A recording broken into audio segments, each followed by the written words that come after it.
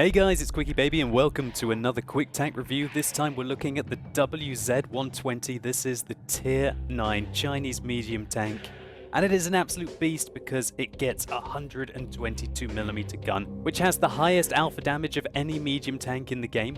When you combine this with some fairly awesome turret armor and acceptable hull armor, with the mobility to get around the battlefield and fight where you need to be, that makes this one of the most interesting entries at Tier 9. If that sounds like the kind of tank for you, then stay tuned, I'll be showing you some gameplay shortly. And if not, I'll highlight its weaknesses so you can take these things out effectively on the battlefield. So there are two ways to get to the WZ-120. You can either go through the WZ-132, which is a Tier 8 light tank, or you can go through a medium tank, the T-34-2. I personally went through the WZ-132 because I think having a Tier 8 light tank is a lot more interesting than having a Tier 8 medium tank. And you'll be happy to know that if you have gone up the heavy tank tree, then you will have already unlocked the top engine on your Tier 9 Chinese heavy tank, and you will also have unlocked the top 100mm using the 110, as I highlighted a few weeks ago in another QuickTank review on the Tier 8 Chinese heavy tank. The 122mm is quite expensive and only used on the WZ-120 of the medium tanks. However, if you want to unlock this gun for free, so to say, then you might want to prioritize getting the 113, the Tier 10 Chinese heavy tank, because if you unlock the 113, you will unlock the gun on the WZ-120 as well. So the WZ-120 has got 1,650 hit points, which is the same as the T-54, but slightly less than the Centurion 7-1 as an example. The tank weighs just shy of 38 tons when it's fully equipped, and it has an excellent engine power of 600 brake horsepower with the top engine. That means that this thing can shift up to its top speed limit of 56 kilometers an hour, even when it's off-road. And when you combine this with the 46 degrees of track traverse, that means that this thing is able to negotiate the battlefield very quickly indeed. Now the hull armor on paper is 100 at the front, 80 at the side, and 45 at the rear, and the turret is 220, 160, and 65. However, let's take a look in World of Tanks Viewer to see that in some better detail. So here's the WZ-120, here's its armor profile, and I will highlight the key. So looking at the frontal plate of the WZ-120, it's just 100mm all round. The angle on it is quite nice, meaning that if you do angle your armor such as this, as long as they don't catch you in the side, then you will be able to successfully bounce some tanks. Realistically, from my experience, if you get to aim down on the upper plate of the WZ-120, it's garbage. And if for some reason you get to aim up at the lower plate, it's garbage as well. The armor is 20mm worse than the T-54 as an example. And when you're engaging these tanks, use that to your advantage. So the side armor of the tank is very high. It's a nice juicy side profile with no spaced armor covering most of this area, which is only 80mm thick. The back of the tank is a paltry 45mm. And really, when you're driving the WZ-120, you want to do your best to hide the side and the rear of your tank, otherwise you're going to be in a lot of trouble. This isn't like a lot of the Russian tanks, as an example, which are usually lower profile than WZ-120, and also quite often have spaced armor to make up for the fact that it's not as thick as the side. One thing that's interesting is this lip, this 45mm of armor, that you can see just to the size of the turret ring. We look at the undamaged profile, that would be about here. So you could use that to your advantage, however, really, just the side profile is so juicy that you probably wouldn't risk hitting the turret. Just go straight in here to take out the tank effectively. So looking at the turret armor from the front, we can see some rather prominent cupolas. However, they are 160mm thick at the front. There is an area here, and on top of this cupola, that is only 48mm. That can be rather annoying if artillery hits there or here. So the cheeks at the side is 190, and you've got this lovely area of 220mm of armor to protect you. So there's 220mm of spaced armor here, 165 here, and a ring of 110. If we hide the spaced armor, we can see there's nothing behind it. So going through this 220mm of armor, you'll take your chances, especially at seeing how it is angled up there. Realistically, if you engage one of these tanks from the front, you're much better to try your luck with the gigantic front plate. As I'm going to highlight in a while, because of the gun depression characteristics of this tank, he's very rarely going to be able to just use his turret to shoot you, and use that to your advantage. So now we're going to have a quick comparison of the WZ-120, the T-54, and the Patton. Speed-wise, the WZ-120 and the T-54 are identical. The Patton's slightly slower, but it gets 50 more hit points. If we look at the mobility, the WZ-120 has got the worst horsepower to ton ratio at 16. which really can't compete with the T-54 at 20 or the Patton at 19, and much better than the M46 Patton. View range is the same as the T-54, but much worse than the Patton, which is kind of that tank speciality. So you'd be right if you were thinking so far that, well, the mobility is worse than the T-54, and the armor is arguably worse than the T-54 as well. Well, why is this tank better? And that's because it gets a beastly 122mm gun. Now this tank's got a fantastic rate of fire considering the alpha damage of 5 rounds a minute. That is the same, for example, as the Leopard prototype and the Centurion 7.1. Its penetration is a healthy 249 with its regular rounds and 340 with its APCR rounds. And because of the high caliber nature of these shells, its HE ammo is quite effective at 68mm of penetration. And that extra caliber comes into useful when you realize that this tank has got 440 average damage per shell. The rate of fire is the same as the Centurion 7.1 if it uses the 105mm, but its alpha damage is 50 more, which gives it a large DPM increase over the Leopard prototype and the Centurion 7.1. Now the accuracy of this gun it's not brilliant, but it's not bad. It's in the middle, it's at 0.38, but the aim time is horrific. It's 3.4, which gives it probably the worst aim time that you can get on a medium tank. And it's the worst of the tier 9 medium tanks by far. What this means is that you really need to use vertical stabilizers. You might want to even consider dropping out ventilation for a gun laying drive. However, I still think of that as a false economy and I still go with the vents on this tank. However, it's not all good news for the WZ-120 because mounting this gigantic gun on this tank means that it only gets 3 degrees of gun depression and only 15 degrees of gun elevation. That's simply atrocious. The T-54, which is considered to have Russian gun depression, has 5 degrees. And the Patton's got 10 degrees. The M46 Patton has 10 degrees of gun depression. You can barely aim this gun down. And that means that using the fantastic turret armor on this tank is all the more difficult. It'll be very frustrating for you to only have 15 degrees of elevation as well, because quite often you try and wedge your rear of your tank up a slope to be able to use your elevation rather than your depression to be able to get shots on the enemies. But even that's at a disadvantage compared to the other tanks. Now, if you're expecting to get monstrous DPM compared to the T-54 or the Patton, well then you'd be mistaken there as well. You get 2,200 DPM. The T-54 has a lot more, and the Patton has a huge amount more, with 15% more DPM than you in the WZ-120. And considering that your alpha damage is only 50 more than his, it really makes you think if having the alpha damage is worth it. Because of your rate of fire disparity as well, if you do get into a fight with a Patton, he can quite often shoot you twice for every time you shoot him. And you've got to make sure that you don't let that happen. One of the keys to being able to win with the WZ-120 is to ensure that you outtrade your opponents. If they've got higher alpha damage than you, then you need to shoot them twice for every time they shoot you, and generally you're going to outtrade them quite well.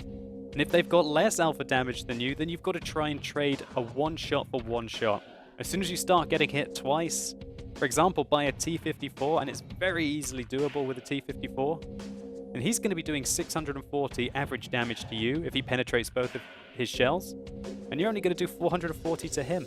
When we change the T-54 to the Centurion 7.1 in the middle, we can now see the great disparity in the DPM between the Tier 9 medium tanks. The Patton has over 25% more DPM than the Centurion 7.1 if it uses the 105, and the WZ-120 sits fairly healthily in the middle. And I guess when you consider the penetration characteristics, it sits in the middle as well. The Centurion 7.1 has what you would call hyper-penetration.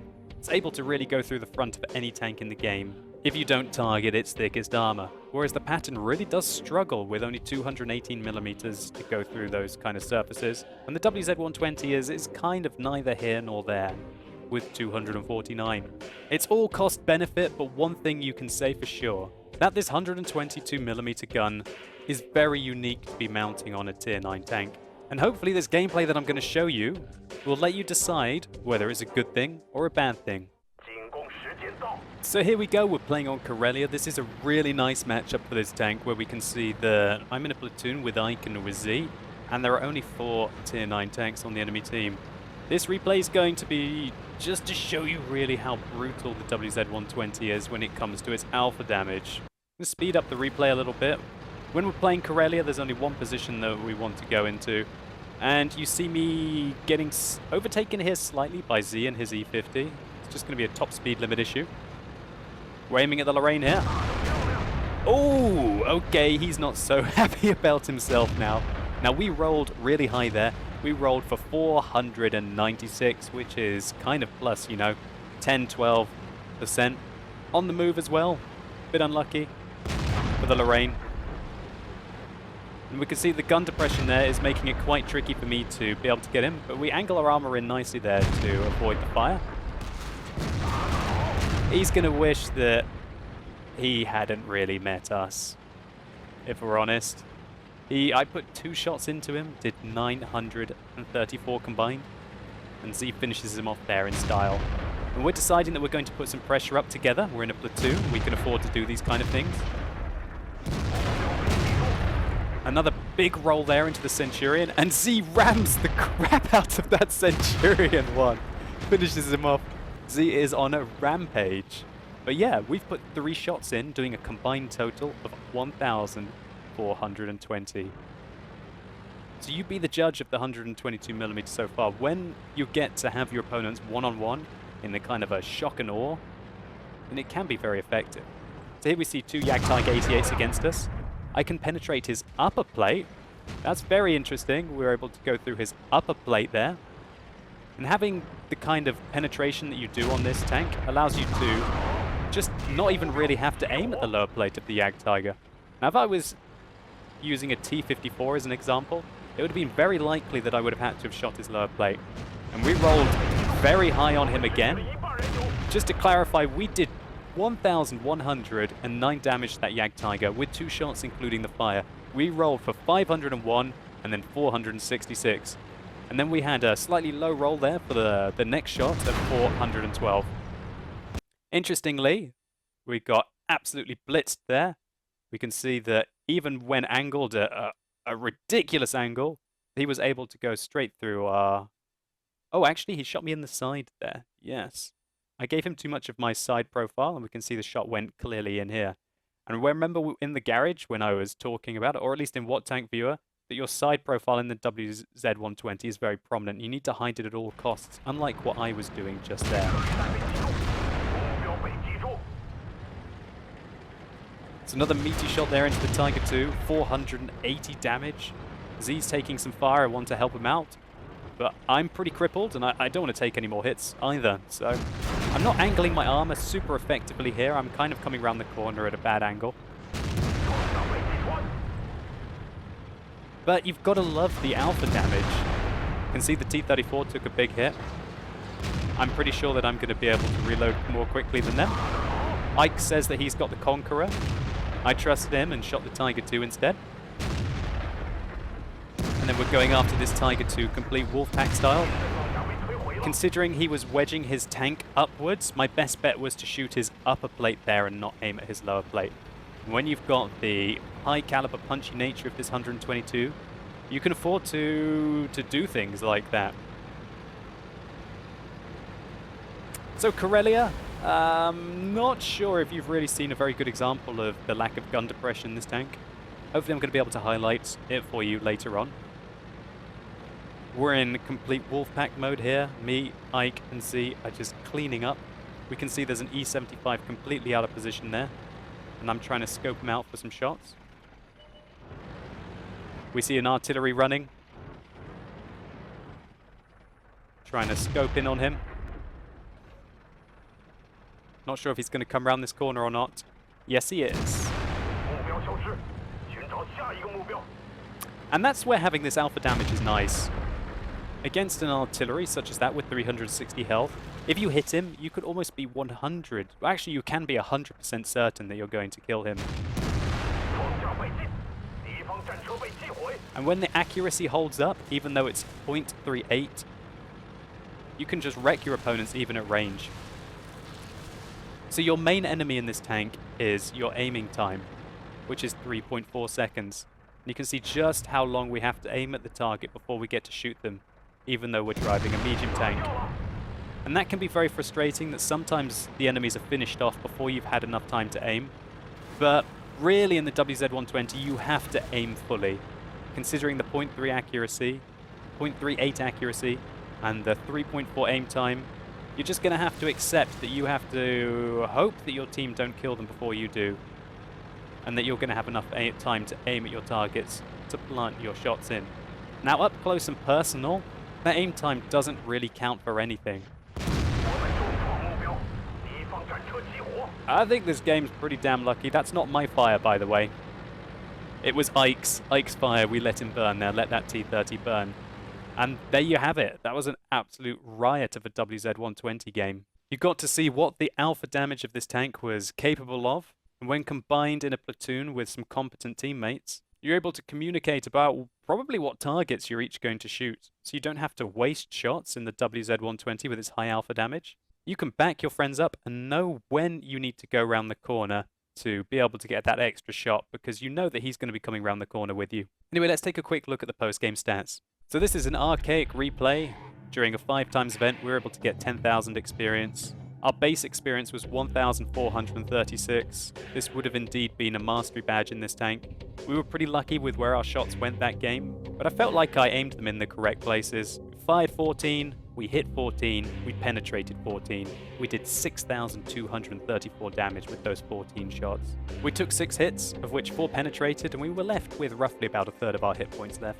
You could see that the WZ-120 was able to keep up with the E50 and with the pattern, something that, for example, the Centurion 7-1 couldn't do. And when it got into those positions, it had the alpha damage to be able to brutalize its enemies, and importantly, the penetration to be able to aim, for example, at the upper plate of that Jagdtiger 88 you saw me shooting a couple of times. And when the Tiger II angled his armor downwards, so to say, we were able to just take his upper plate. That's the kind of thing that the WZ-120 is good for. So, here we go, we're playing on Westfield. This is a pretty interesting matchup. Half the enemy tanks, well, just under half, are tier 10. And this replay is really to show you that WZ-120 is really capable of performing in these tier 10 games. All the tier 9 medium tanks really can. However, with its 122mm with very significant alpha damage, you're going to see just how well the WZ-120 can trade. So, on Westfield, I like to go forwards into the position at G7 to start the game off. That allows you to get vision on anything that progresses very aggressively down the middle of the valley. And it also allows you to spot all the way across to the other side. Now, the start of this game is going to be a little slow. I'm going to speed it up for you. So, right now, we can see that there's a hell of a lot of our tanks above us, and that's almost perfect because it means anything that we spot, or they spot, is going to get murdered very quickly.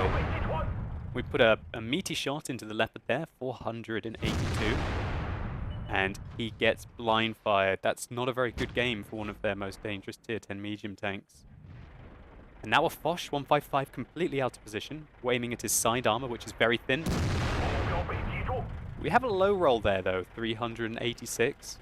Now, if I was playing in a Centurion 7-1 as an example, I would have probably only got to shoot him once there. Well, definitely only got to shoot him once. Fair enough, I might have been more accurate, and I would have had high penetration. However, that would have been just a slightly below average roll on a Centurion, but because of the alpha damage that you have, it's like basically a bad roll in the WZ-120. So the game devolves into a bit of a camping session here. Going to speed it up until I decide that I've had quite enough of camping. Then I move up into the town. So the teams seem to be lined up on either side of the town, but the enemy team has aggressively taken the north. So I get spotted. Oh gosh, that's not good. Quickly, let's get myself into cover. I kind of make a... I'm going after this Jagdtiger here. You can see just how long the aim time is though, and oh dear God, I tunnel visioned hard there.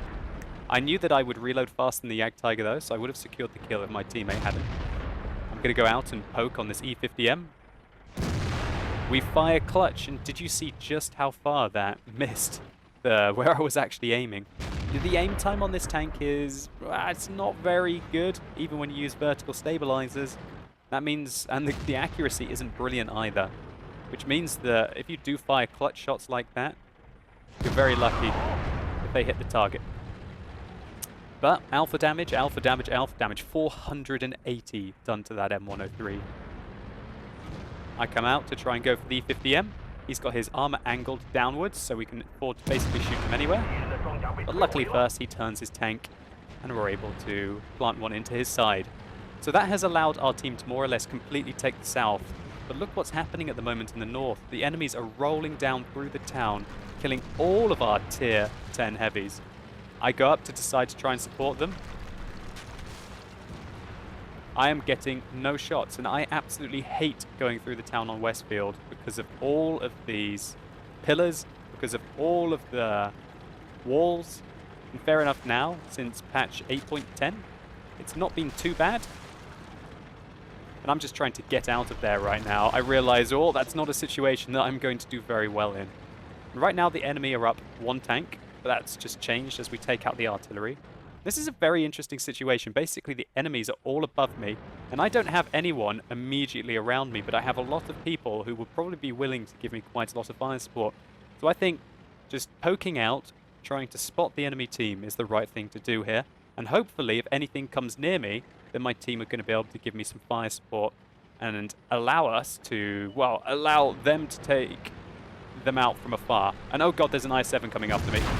He plants a great shot into the rear of my tank. I come out and try and hit his track. Unfortunately, all it does is get absorbed into the track, but it does take it off, which keeps him into position. And I'm hoping that this E75 above me can give me some fire support. And thankfully, the IS-7 is aiming at the Lorraine. We managed to detrack him again and put a nice meaty hit into him. I'm fairly sure that we would reload at about the same kind of time. I might reload actually slightly quicker than an IS-7. And oh gosh, an M103 is being very aggressive, and there's a Foch 155. So I'm just kiting them at the moment. I've been left on basically no health. So I just want to slow them down. I'm hoping that the fact that we've got two tier 10 tanks and a tier 9 tank taking on two Conquerors means that we're going to be able to win that situation. I come round, see the M103, plant one into him, nearly tunnel visioned and got shot by the Foch. I got a very lucky bounce there against the T-30. And the Foch has been caught. I know that the T-30 has just fired, so I decide to come round, finish off the Foch, and wait to see what this T-30 does. So right now, this is not looking like a good situation for us. They've got two people inside our cap circle, so I decide, okay, we've got to interrupt the cap, we've got to interrupt the cap. I go round, I figure out if I go down, that all I'm going to end up doing is getting spot and shot. So I decide to go after this T-30. He fires at my track, and I pull back, meaning that he actually hit the front track, only damaging it slightly. And I get very lucky there. I set him on fire with two shots. So just pause that, take a look at the actual damage we did. The first shot did 492 and set him on fire. He took a while to use his fire extinguisher, which allowed him to burn for 309 damage. Then we shot him again. You guys got to see just how good the rate of fire is on this tank. 422. And we set him on fire again. That guy was very unlucky. We managed to do a combined total of 1,276 damage in two shots. But sometimes, you know, Lady Luck has to smile upon you to be able to win these kind of games. And it's given me an opportunity now to win the game by interrupting the cap. So aiming at the... I'm deciding, shall I shoot the object or shall I shoot the 100? I decide that... Well, what I was actually thinking at that moment is that when the object turned towards me, I needed to interrupt one of them. All I needed to do was to get one interrupt on them. And the more likely penetration was in the side of the 100 turrets. That's what I did. And a shout out to the E75 on the other flank, who managed to basically cap out the game with me. It allowed our... Well, we didn't cap out the game, we managed to defend the cap.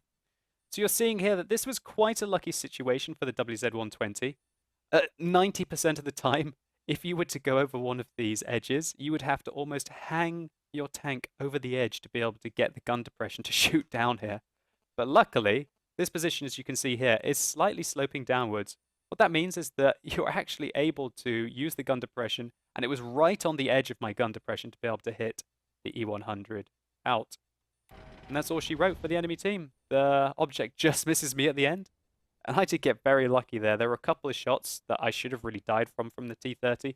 But I was trying to make the most of an awkward situation where I felt completely overwhelmed. And I didn't have any backup in the immediate vicinity until that Lorraine came and joined me.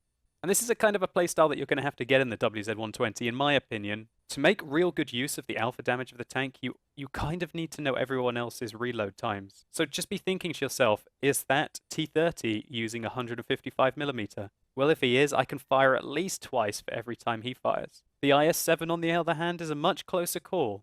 I'm pretty sure that we fire about the same rate. So I can only shoot him once for every time he shoots me. When you're engaging a pattern, you're going to have to be careful because he can really shoot you twice for every time he shoots you.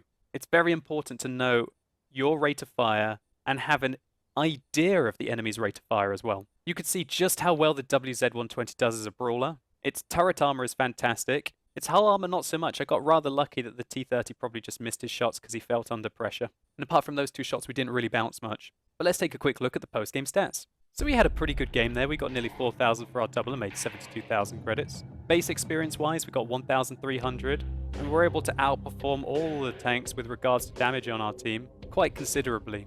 We did just shy of 1,000 upon detecting and 845 onto tracking. The potential damage we received that game was actually nearly 3,000. We were getting shot by some very high caliber guns. As you can see, we only got hit 5 times, of which 4 penetrated and 1 was a non-penetrating shot. We were left with very low health at the end of the game, and for all intensive purposes, we should have died to that T30, probably twice. But we got lucky and we were able to pull off those base defense points to allow our team to win the game. And you could argue that the E75 was the real defender, and yeah, he was. He did 132. One of the key moments was that when I got to that ridge line, that the object turned around and faced me. And that allowed the E75 had to have a nice clean shot into his side armor to pull off that massive decap. But I have to admit, Thor, this guy, big shout out to you, Thor1111, for completely saving that game. Because while I was still struggling to dig out a T30 that was on near full health, you did get a fantastic interrupt off and totally saved the game. At the time, this was indeed an ace tanker badge in the WZ-120, and hopefully emphasized just how well this tank can brawl even against tier 10 targets. Let's move along to our final replay, which is going to be against a mixture of opponents on Sand River. So here we go, we're playing an encounter on Sand River. This is a fairly interesting matchup where they have some tier 10s, a lot of tier 9s, and quite a few tier 8s at the bottom of the matchup. And this really is kind of the bread and butter of the WZ-120. Sand River kind of requires a good amount of gun depression, in my opinion, to be played very, very, very effectively as a medium tank. But I'm going to show you in the gameplay just how well this tank can perform even with the limitations of the gun depression. So Sand River, what do I recommend you do at the start of the game? Well, I recommend that you poke the ridge and get the spots. So you can see an object, an M103, an IS-3. What you see me doing there is going into sniper mode and looking just when I can see over the ridge without getting spotted. So we're going to have a go at this IS-7. Absolutely amazing armor on the turret of an IS-7 there at the side. We would be very lucky if we were able to go through him. So what I always like to do is to make sure that I come round the side here to at least spot. And this is one of the awkward things. You're seeing just how bad the gun depression is here. I want to shoot the T30, want to shoot the T30, can't. Fire clutch at the SD1 and pull back. If I was in, for example, the Centurion now, I would have been able to shoot that T34. Good thing I didn't go all the way around there, otherwise it would have been an absolute open shooting gallery for the enemy team. So I want to keep the pressure up. This IS-7 seems to be fairly aggressive. Not sure if I can put one into his side armor.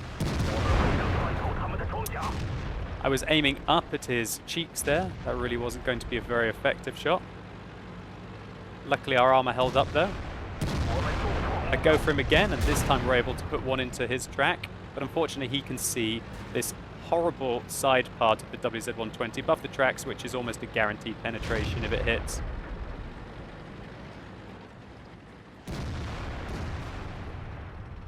This game it's developing in a very interesting fashion. You don't often see the enemies pushing aggressively around the southern part of this hill. I want to shoot this T-34, I have to expose. Can't shoot him yet, can't shoot him yet, can't shoot him yet. Do you see how much of our tank we had to expose there to be able to get the gun depression to put one into that T-34? Basically all of it. Again, this is how bad the gun depression is on this tank. Just pause it there, just to show you. All the way forwards. This is what that T-34 could see. He could not only see my lower plate, which he would aim up into an almost guaranteed penetration, he could probably see underneath my tank. That is how amazingly bad the gun depression is on the WZ-120.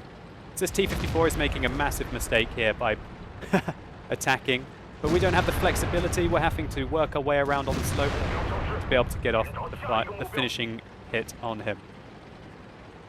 So right now I wish that object 704 wasn't there. If he wasn't there, we might be able to do some good work on that Tiger II. We're going to have a go at this IS-3 again. Oh, the gun depression lures you into making mistakes. And you just want that shot, you want that shot, you want the shot, and then the SD-1 punishes you for chasing it. So the enemy have managed to push all the way up the north and take it successfully with a T-62A and a Tiger II. I'm kind of not interested in staying there and duking it out with them. What I want to do is change the angle of engagement, so you see me flanking around. Luckily for me, the object 704 just got murdered by a T-57 Heavy. And you can see the WZ-120 here, it's not slow, it's able to relocate fairly quickly. And we predicted that the enemies would try and make the push through to the north. And luckily we were in the right place at the right time. Putting some big hits into the Tier 10 tank, helping out this SD-1 deal with the situation. There's a stock Tiger II here, his turret is garbage. We can put the finishing shot in him. And this is the kind of free-flowing medium tank combat that WZ-120 loves. Tried to bounce his shot there with a bit of a wiggle, but unfortunately it didn't. Let's just see where that one went. Looks like he planted one right into our side armor. But luckily for me, I think my rate of fire is actually better than the Tiger II, even though my alpha damage is astronomically higher than his. That allows us to put 2 into him for every 1 that he puts into us. So, this game is turning in our favor now. We had an absolute roaring comeback on the north, managed to take them out without losing many tanks. Interestingly, there's 2 Tier 9 heavy tanks and a Tier 9 tank destroyer camping in their base still. I saw that the T-30 is not aiming at me, but look how much I have to expose myself on this slope. I think I've said that about 3 times this replay, but luckily for us, we turn our tracks and reverse down the slope, trying to hide our very exposed hull armor, but the T-30 misses. God, that's 2 replays in a row that I've been getting lucky against T-30s. Fire clutch in third person there. Our crew member sounds very, very, very angry as we failed to penetrate the M103. What can I say? Gun depression, gun depression, gun depression. Even the simplest of slopes that other tanks take for granted, you can't take for granted in the WZ-120. But you have got that punching power. Alright, so basically I'm just trying to make sure that this M103 can only see my turret. And we can see there, ricochet off the top. If he'd hit my cupola, would have been a completely different story. That would have been a kill. That would have been a kill. Luckily for us, he didn't. And we'll live to fight another day. But he wouldn't really have killed us if he penetrated us once. The enemy team have just taken this game back again. They're putting pressure on the cap and they're only 1 tank behind now. I spot the IS-4 in the cap. Not particularly interested in him right now. I want to go after the other guys, and then I realize, okay, yes, I have to be interested in him, because now that I'm spotted, he will very easily shoot across at me. I want to keep moving. I don't want to stay in any one place at the same time, because I think that T-30 could easily just crest that ridge above me and take me out. Luckily, the IS-4 misses me, and the IS-4 has decided that he will not win by capping, and wow, what a great realization. So I'm using some of the maneuverability on the WZ-120 here. Looks like something else is capping that wasn't the IS-4. So I would use that to tell me that one of the T-30s is still in the cap circle. And boy, would I be wrong. Look at this tunnel vision. Like, Look at this tunnel vision. Look at this. Well, maybe. I'm pretty sure I didn't notice him at this point. What I thought from this is I thought that the Ice-4 had just left the cap circle, but it doesn't look like he had. It looks like he was just on the edge of it. And I thought that this guy was capping. Boy, was I wrong. But this M103 is doing even worse. And we're able to take him out in one hit. And oh my god, what the hell? I think I'm just going, what? What is going on? Okay. Some random-ass T-30 still in spawn. Alright, well, we're not too fussed about you for the minute, mate. We'll come back for you later. Let's handle the other T-30. It doesn't look like my KB4 is going to... Oh! Yeah, T-30 tried to fire clutch. Missed his shot. And the enemy T-30 somehow has decided to come up here. I don't even know what's going on. Is he a bot? I think this is a bot. So yeah, we're just going to claim some bot points here. Alright. Ah, the Ferdinand took our bot points away from us, and the KB4 fires in anger. That was unfortunately for a Top Gun as well, so that sucks. But what are you going to do? So yeah, I am now loading a heat round. I think this is the first heat round I'm going to fire in this tank. And yeah, really, you don't need to fire many premium rounds in this tank, but when you're engaging very, very, very heavily armored tanks, such as an IS-4, sometimes it's worth it. And also, when you have 5 kills and you've just had the Top Gun taken away from you by about half a second, you don't mind paying to get the Top Gun occasionally. It's just a case of hunting down this IS-4. I'm going to speed up the replay a bit. There he is, and oh, god dang it, no Top Gun for me. Q. But yeah, guys, this replay was to really highlight a couple of things. Firstly, the mobility in the WZ-120 is excellent, and it makes a great flanking tank. However, any position that you do take up, you have to be very mindful that your tank has god-awful gun depression.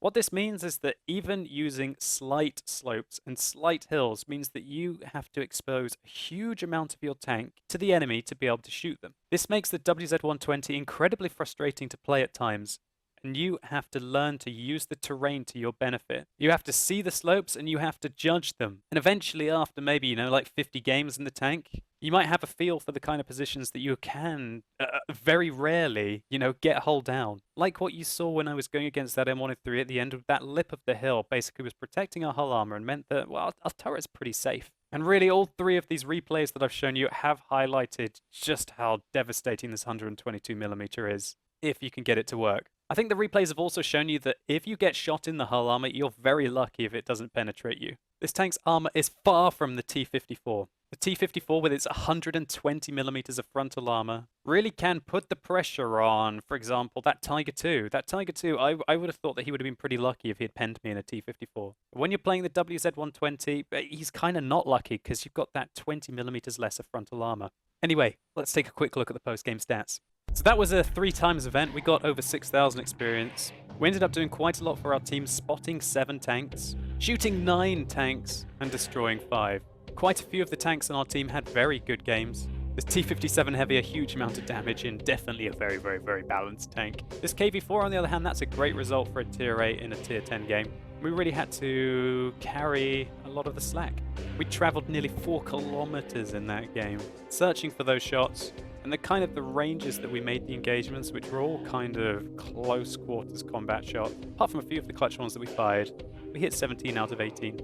And of those 17, 12 penetrated. The conclusion that I want to make about the WZ-120 is it's kind of an all-rounder. Not so much of an all-rounder as the T-54. It sacrifices hull armor and flexibility for a very, very, very punchy gun. But that doesn't mean that you can't have fantastic results in it. Now, I played this tank while it was stock, and I played it using the 100mm to get to the 122. And I quickly found out that when you use the 100mm on this tank, it's like basically a bad T-54. And you quickly realize how much you rely on that 120mm of frontal hull armor when you're playing the T-54. And it becomes very apparent when you use the 100mm on the WZ-120 that there is a large disparity between them. They're completely different hull armors. And I had garbage stats in this tank until I reached that 122mm.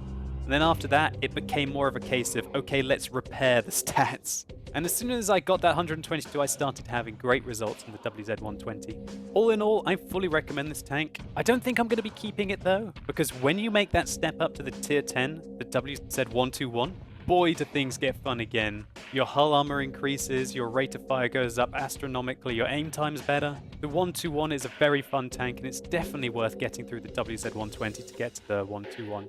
Don't let me confuse you, I'm not saying the WZ-120 is a bad tank. Not in any regards, it's absolutely fantastic. But for me, I'd far rather play a 121 than a WZ-120. But the same can't be said for me for example, the T-54 and the T-62A. I feel that the T-54 is better tier for tier than the T-62A. And I feel that the WZ-120 and the 121 are very much similar. Anyway guys, I hope you've enjoyed this tank review. If you have, please consider rating it down below. I'd really appreciate it, it really helps me out. And let me know in the comments what you think about the WZ-120, especially how it compares with the other tier 9 mediums. Have you played it and absolutely loathed it? If you loathed it, did you like playing the 121 when you got there? Or maybe you got to the 121 and you'd rather play in the WZ-120 at tier 9. Anyway guys, thank you so much for watching. You've been epic, and hopefully I'll see you soon.